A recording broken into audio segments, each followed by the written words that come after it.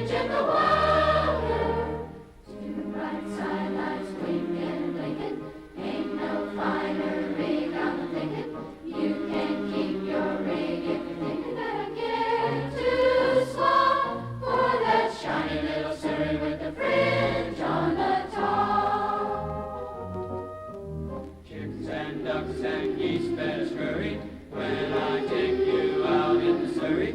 When I take you out in the Surrey with the fringe on top. Watch that fringe and see how it flutters when you drive them high-stepping stutters. Nosy folks go peek through the shutters and their eyes will pop. The wheels are yellow, the upholstery's brown, the dashboard's genuine leather.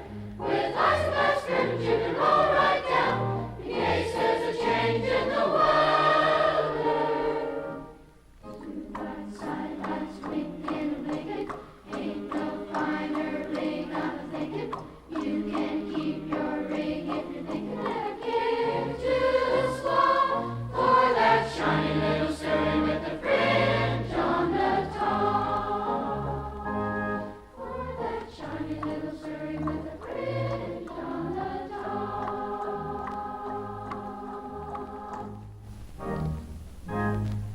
Give me some men who are stout-hearted men who will fight for the right they adore. Start me with 10 who are stout-hearted men, and I'll soon give you 10,000 more. Shoulder to shoulder, and bolder and bolder, they go and they go to the floor. Then there's nothing in the world can hold or mar a plan. When the hearted men can stick together and do Well, welcome everyone. This is our 9th exhibit and meeting, starting from our first in 2010 at Wright State. If you remember, that was in the Wright State Library in that classroom and so forth. And if you think this far ahead, mark April 27th, 2019. April 27th, 2019. And the manager of MCL ran back to his office to record that, and no comment. I also have a Fox or whatever news alert. Stephen Roddy, who some of you might know, was a former member of the chorus in the 1960s. Turned out to really enjoy the chorus. There's a comment from Stephen Roddy on our forum page. Stephen Roddy is the founder and current director of the Houston Children's Chorus. And as we're here today, Stephen and his kids are performing for the Barbara Bush events. So that's really great. And I think it's a legacy of the chorus. That's what I think is so neat about it. And of course, before we begin, I need to remind you of some requests that many of you have heard before. First, return your name badge so we know you were here. And if your contact information has changed, especially a new email address, please write it on the back of your name badge. Once again, we'll take a group photo of former members after Tony's comments. Please stay if you can for that. And thanks again to P021 for his photos, his amazing videos, and his all-around expertise that saved us today, I think. I need also to thank Lisa Powell of the Dayton Daily News for making sure this meeting was listed last week for her, and her wonderful articles, by the way, Lisa's wonderful articles in the April and December 2017 issues of the Dayton Daily News. You can see them on inlandchorus.com, or we still have some copies left of the, yeah, right, we still have some copies left. And so please take a printed copy. Next, I need to mention something that some of you may not realize about websites and inlandchorus.com in particular. Specifically, any website must be hosted by an organization to be publicly accessible to those who have access to the web. In the case of inlandchorus.com, for example, we are hosted by a company named 26 Design that's based in Celebration, Florida. We have a link to 26 Design on the About Us page of our website, and I'd urge you to take a look at 26 Design, their company and so forth. 26 Design is owned by Richard and Carla Hay. Richard was a colleague who worked with me at the University of Wisconsin-Milwaukee. Richard's company has hosted inlandchorus.com since it started in 2009. He suggested I use the domain name of inlandchildren'schorus.com, but I said that's too long, and also those of us in the chorus never called it the Inland Children's Chorus, we just said Inland Chorus, and so that's great. But Richard, just to tell you, he has built 26 Design into an incredible company. It includes a wide range of behind-the-scenes academic and student computer services that are used in over 80% of the colleges and universities across the country. We owe Richard thanks not only for hosting and providing technical support for inlandchorus.com, but also for some of the important design work on the website. For all this, I'm almost embarrassed to say that Richard charges us only the minimal fee for renewing the domain name of inlandchorus.com. Although and as for that, I think I wish he were in this room, but he will see this video, so please give Richard a well-deserved round of applause. And although I have no plans to stop working on the website, time marches on, as we all know. I've talked with Richard, and he is generously committed to hosting and technically maintaining inlandchorus.com indefinitely. We also have taken some further steps to preserve inlandchorus.com. First, we have applied to trademark the name inlandchorus.com. Doing so will help protect that name for the long run. Second, Janice and I have created the inlandchorus.com Trust. The goal of this trust is to provide long-term future support to 26 Design or any future host of inlandchorus.com. I'll be posting on the website and sending a What's New email with providing more information. And in fact, we've got some information here if you want it. You can see Janice or I for that further information. Finally, I have a surprise for our special guest today. Tony Vandenbos has been a regular and speaker at most of our luncheons and exhibits since they began in 2010. As an archivist in special collections at Wright State, Tony catalogs the Inland Chorus materials and prepares the official library document MS 432. MS 432 is accessible worldwide to libraries, archives, and historians. It's the official record of our collection. If you haven't seen it, you can link to a PDF copy of MS 432 on the front page of inlandchorus.com. I urge you to take a look at that document. Last year, I said that I considered Tony an honorary member of the Inland Children's Chorus, but I had no certificate. You have to have a certificate to be official, right? Well, I'll tell you what I did. I conspired with a couple people, Richard Hay, who's also a graphic designer, and our framer in Johnson City, to create a certificate. Oh, thank you so much. This is such an honor. I can't thank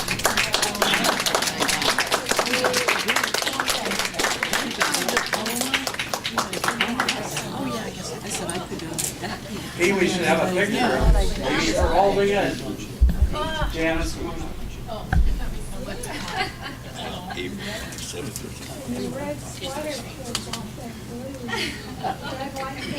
It's the Inland Chorus Blue with our 8th month. Yeah, I actually conspired with a couple people, and I have to give them credit. One was Richard Hay, who, in addition to owning 26 Design, is also a graphic designer. And so he and I went back and forth on how to design this certificate to make it look very inland chorusy and also, but kind of modern too. And you know, so that's the original inland chorus typeface at the top, and then of course the eighth note and so forth. And another was Kelly Elliott, who is a framer in Johnson City, Tennessee, who prepares our exhibits. She puts them on foam core and uses polypropylene and so forth and all of that.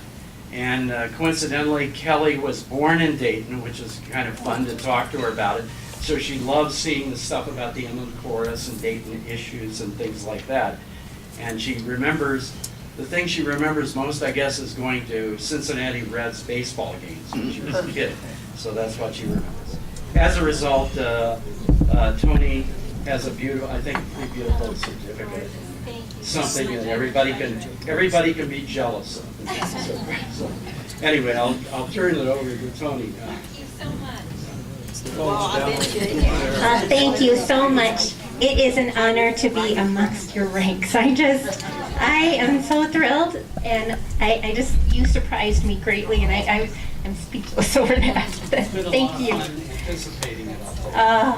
Well, every year I am thrilled to be here, and I so enjoy hearing your stories and getting to meet you and hearing how being part of the chorus affected your lives, and then what you've been up to since. And I love that we all get together. And thank you, Jerry and Janice, for organizing this every year. I really appreciate it.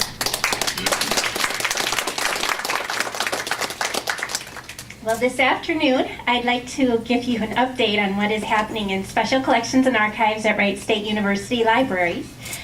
For those of you who are not familiar with the archives, we are dedicated to serving the faculty and students of the university, and very importantly, the Miami Valley community. And we do this by preserving and providing access to a rich collection of primary sources. Simply put, we love history. And our staff wants to make sure everyone has the opportunity to experience it through firsthand, original historical materials, as we are doing here today with the history Jerry and Janice have displayed on the tables. Special Collections and Archives is a place where the stories of the Miami Valley are collected through letters, diaries, audio and videotapes, films, newspapers, brochures, programs, photographs, scrapbooks, and even electronic records. It is our mission that this history, our history, is shared, learned from, and preserved for all generations, now and into the future. We are proud to be the home for the Inland Children's Chorus Collection, containing the original materials exhibited on the inlandchorus.com website. Each year, Jerry and his wife Janice bring to Wright State the items that you sent to Jerry to digitize and exhibit on inlandchorus.com. This is a unique arrangement that enhances access to inland chorus history while preserving and making the originals available in a secure environment. Anyone who would like to see original items in the collection can visit the archives, sign in, request the collection, and literally hold history and make a connection with the past. Let me tell you about some of the other collections available. We are home to hundreds of collections documenting local and regional history in all its many aspects: arts, business, religion, labor, politics, family life, government, military, and on.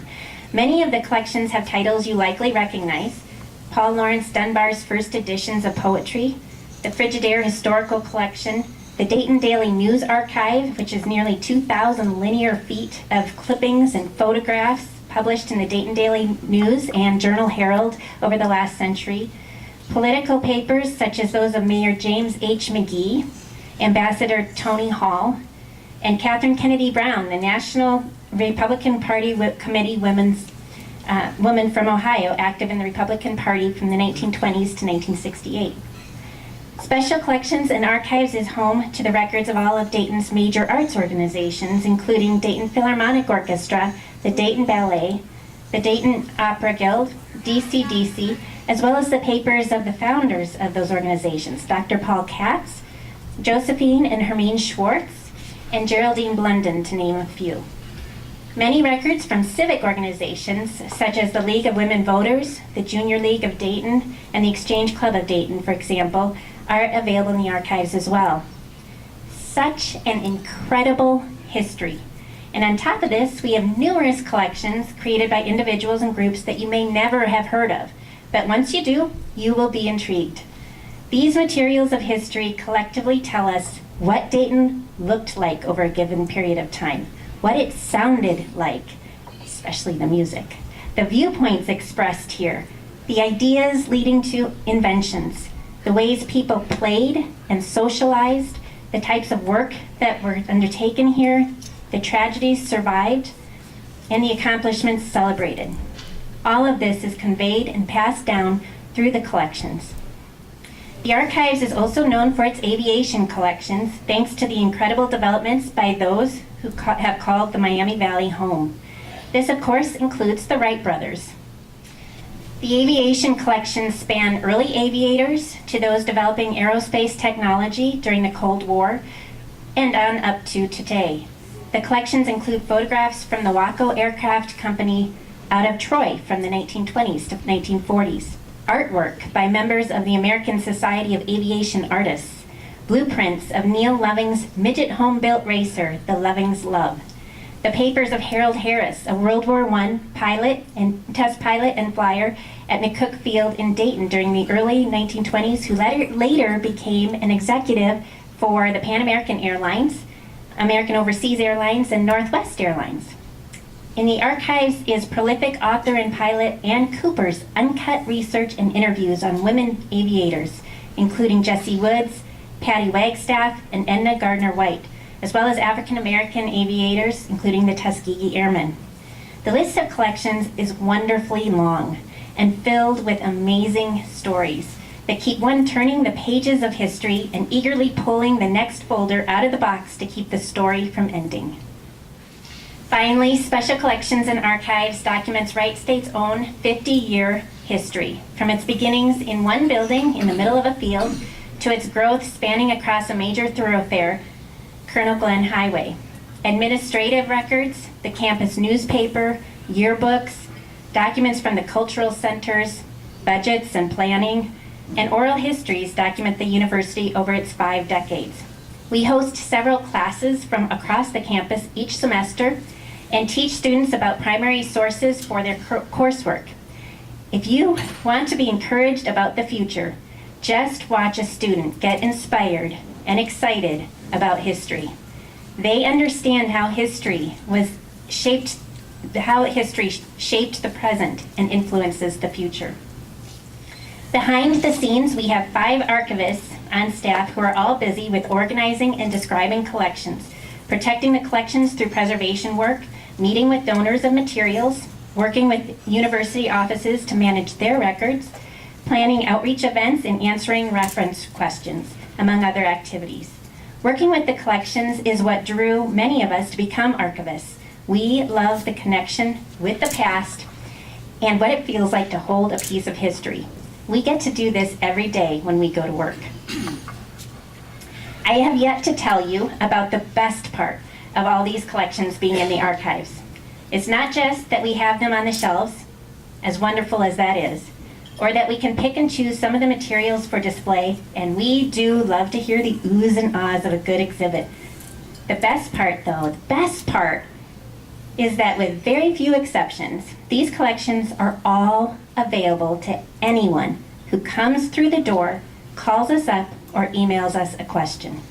Our visitors are professional researchers, students doing class projects, authors, some writing fiction, some writing nonfiction, documentarians, filmmakers, genealogists, members of organizations planning celebrations and projects, architects, lawyers, and even tourists who simply enjoy experiencing history. Here on this slide, you see a group of teachers diving into the collections in our reading room to select historical materials that will help them bring history into their classrooms.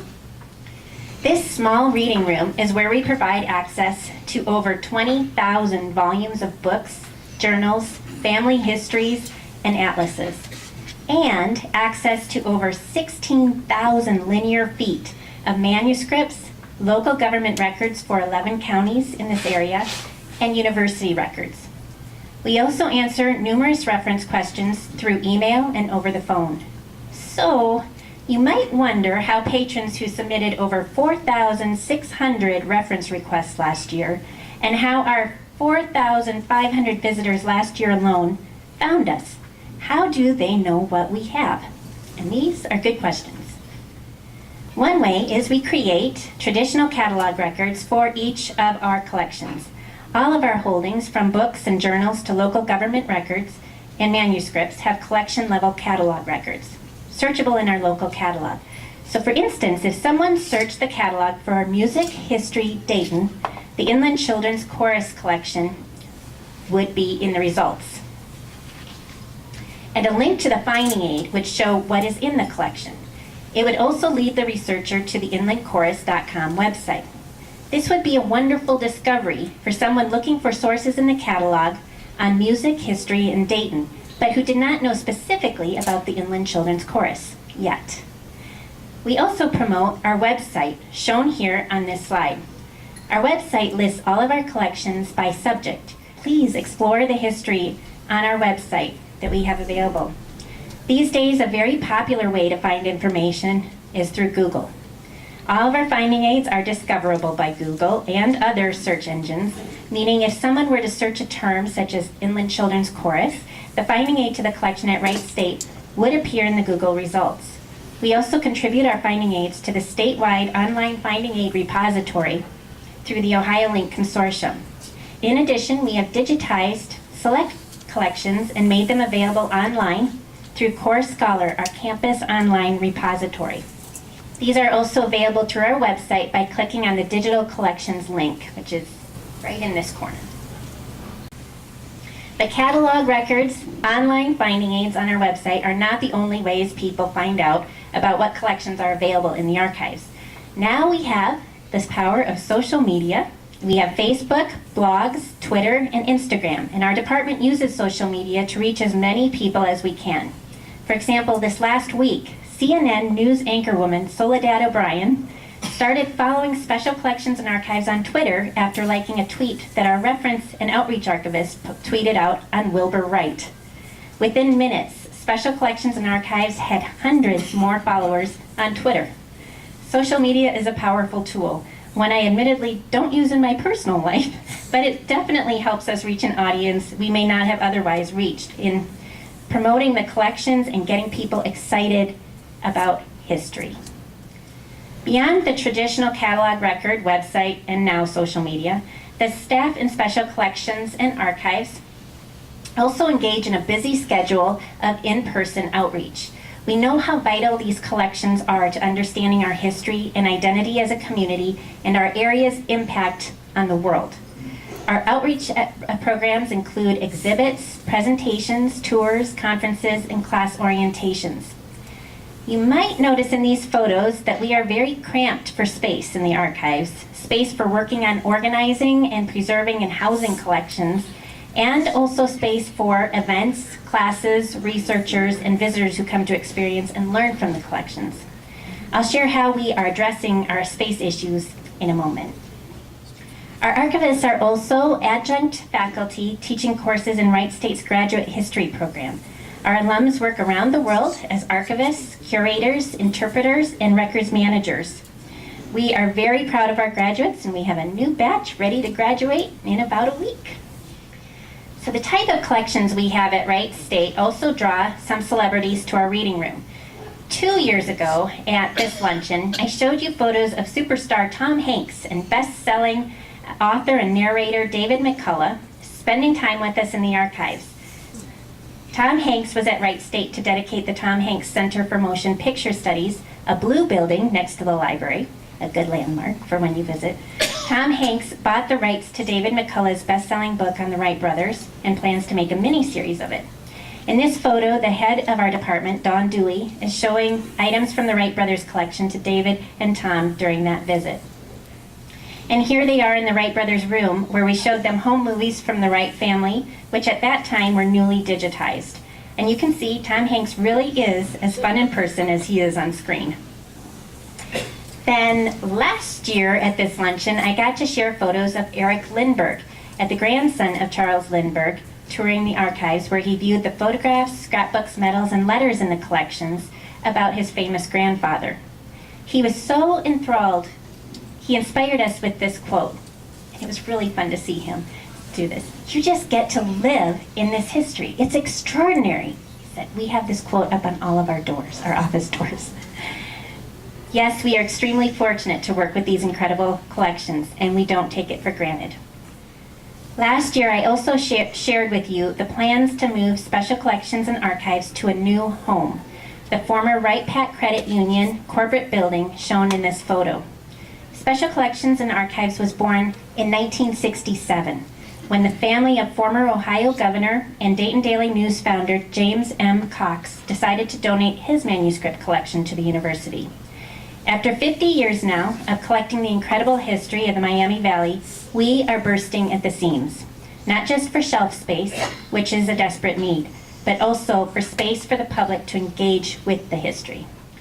This building would allow us to expand from our current 12,000 square foot location in Dunbar Library to 30,000 square feet on 2 floors of the building. The new home for Special Collections and Archives will include an exhibit gallery housing rotating exhibitions that highlight the depth and breadth of the collections. A reading room with space and tables for research for a wide variety of formats, including oversized formats like posters, artworks, and architectural drawings. We would also use this space for hosting workshops, such as how to do genealogy, and for events.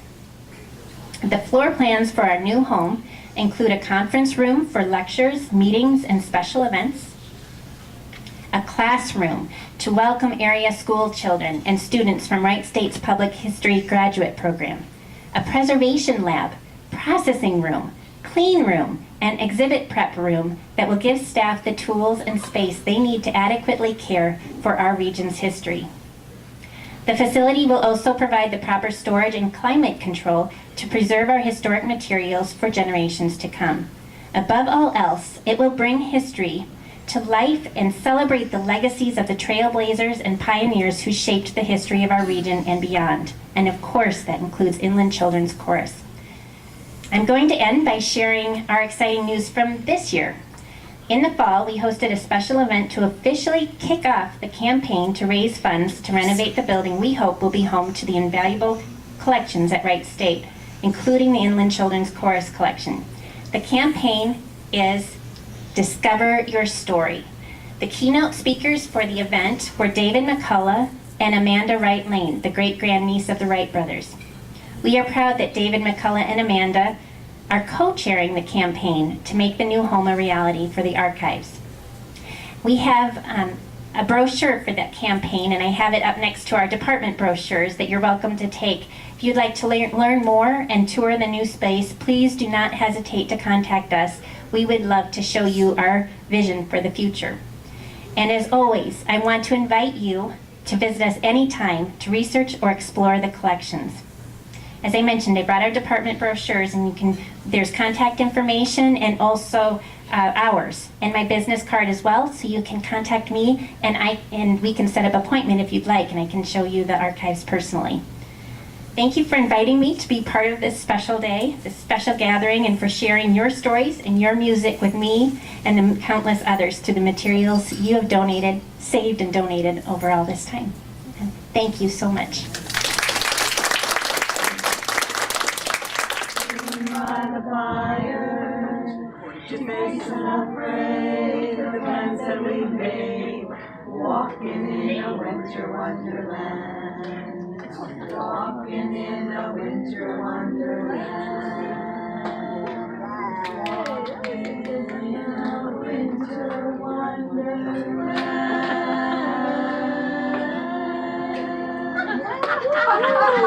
Let's make up a party. Bye.